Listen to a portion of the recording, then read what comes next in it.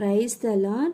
பொதுவாகவே கிறிஸ்தவர்கள் உலகத்திற்கு வெளிச்சமாய் வாழ வேண்டும் என்று விரும்புவதுண்டு. ஆனால் இக்கால கிறிஸ்தவர்கள் தாங்கள் வெளிச்சத்தில் நடந்து செல்வதில்லை, பிறரை வெளிச்சத்தில் கொண்டு வருவதில்லை. ஆனால் வேதம் சொல்லுகிறது, நீங்கள் உலகத்துக்கு வெளிச்சமாய் இருக்கிறீர்கள் என்று. பவுலுடைய வாழ்க்கையை நாம் கவனித்து பார்ப்போமானால், ஒரு நாள் எந்த மனிதரையும் பிரகாசிக்கிற மெய்யான ஒளியாக இயேசுவை அவர் கண்டு கொண்டார்.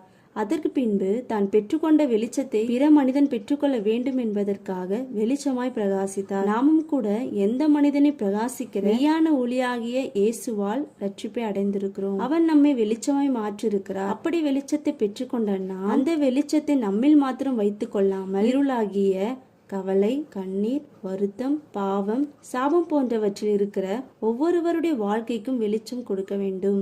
எனவே உங்களில் உள்ள வெளிச்சத்தை பிறருக்கு காண்பியுங்கள். ஏனெனில் நீங்கள் உலகத்திற்கு வெளிச்சமாயிருக்கிறீர்கள். ஆமென்.